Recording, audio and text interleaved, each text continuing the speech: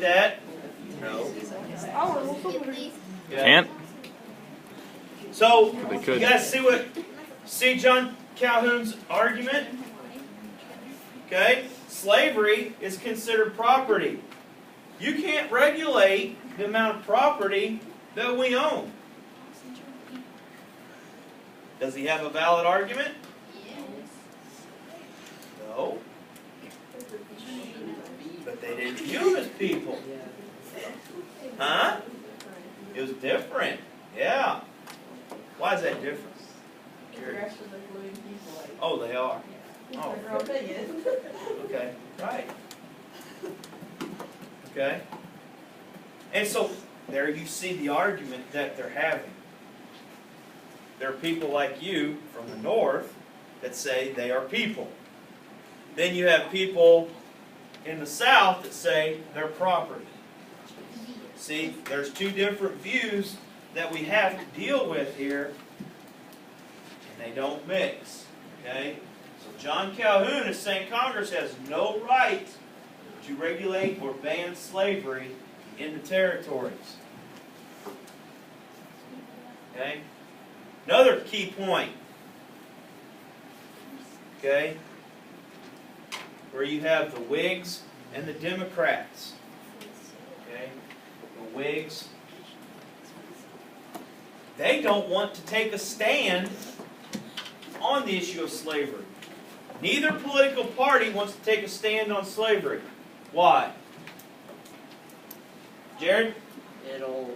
If you take a stand, it'll cut out about half your votes on one side or the other. Exactly. They're not playing politician then, right? Politicians, they don't want to lose votes. Let's be honest, do they? If they were to say they were against slavery,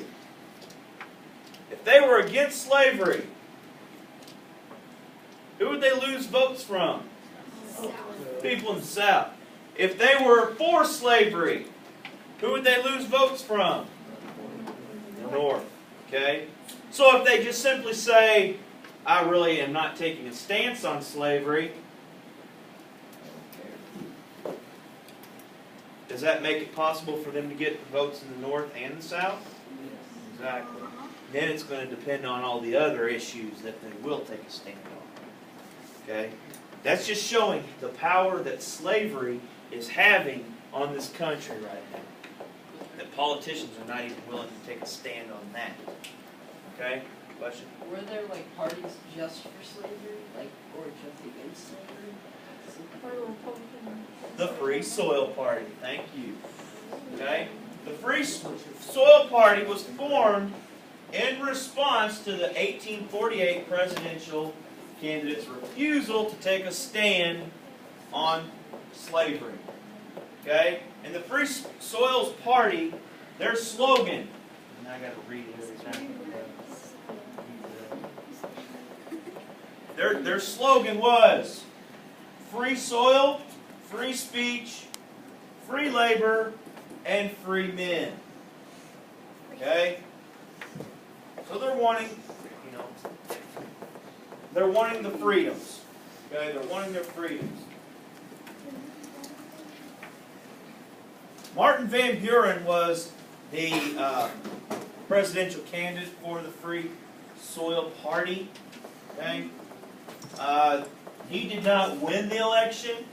However, the Free Soil Party did win several seats in Congress. Why is that important? Why is that important that the Free Soil Party won seats in Congress? Because then their ideas and views start getting expressed in Congress. Okay, their ideas and views, which would be what? Slavery. Not against slavery. Yeah, they're against slavery. They wanted free men. Okay? They're against slavery. Okay? So, with those views starting to get into Congress, things are starting to move forward against anti-slavery. Okay?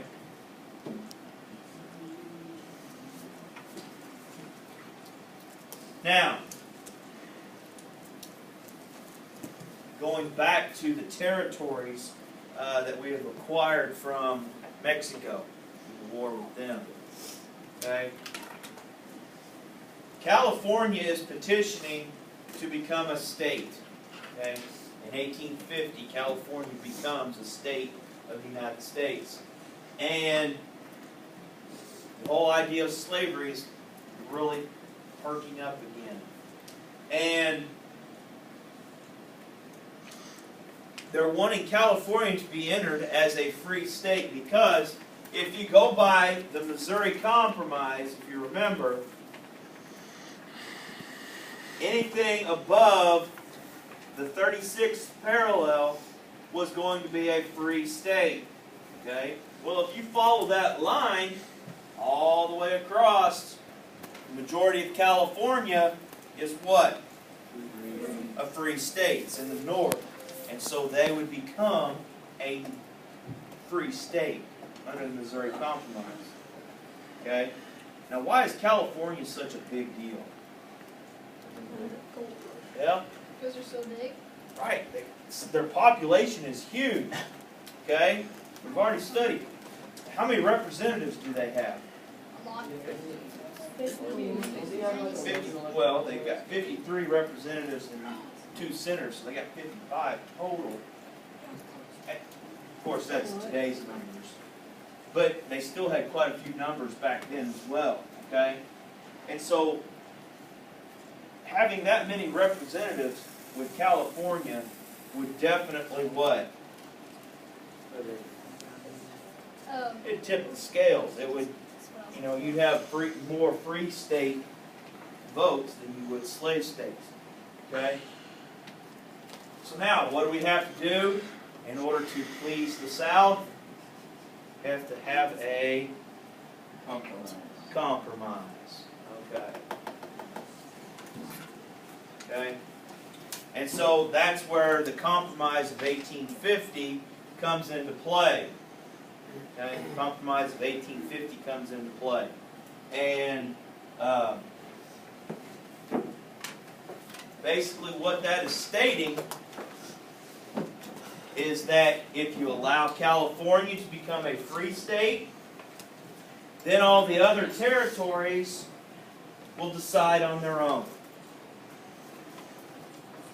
Kind of like popular sovereignty. Okay? You let the people decide. Do they want slavery or not? Okay? So the people of Kansas, which you're going to see later on, that becomes a very, very sticky issue with them. They are going to petition to become a state, and they take a vote. Do they want slavery in their state or not? Okay? And we'll talk about that in the next chapter. Okay?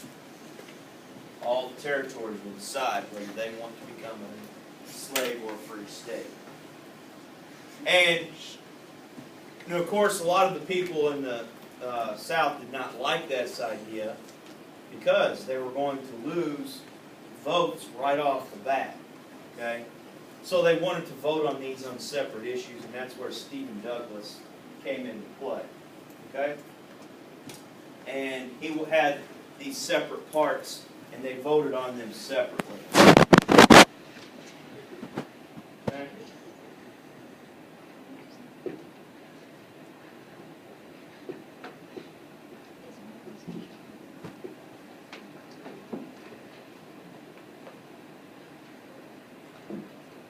Though several Whigs abstained from the vote, 5 bills were passed, which became known as the Compromise of 1850. Okay. Now, why? Let me ask this question again. Why would the Whigs abstain from the vote? What does abstain mean? Diana?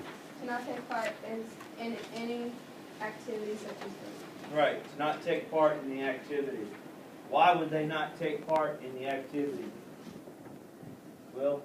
To not lose To not lose votes from other from the people, right? Right.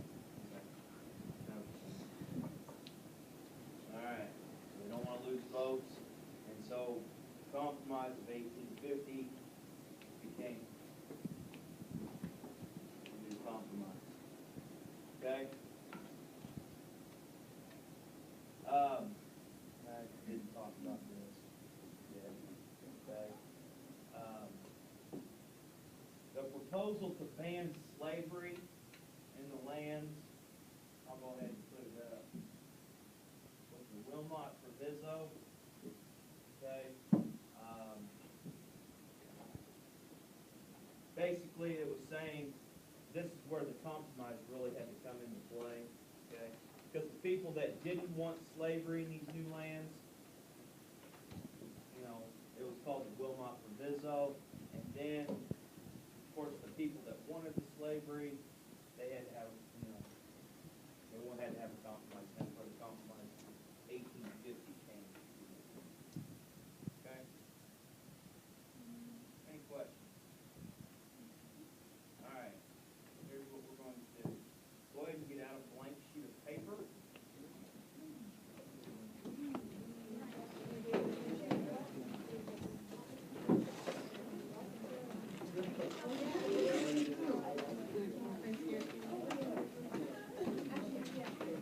All right, now, you have the rest of the period to work on this one question.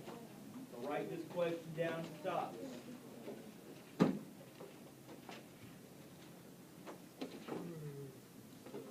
Did the compromises that Congress made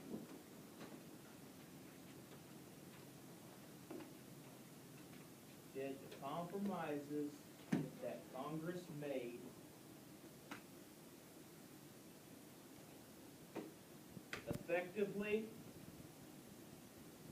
address slavery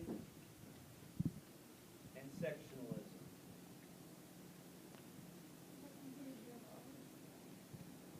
Effectively address slavery and sectionalism. I'll repeat the whole thing. Did the compromises that Congress made effectively address slavery and sectionalism?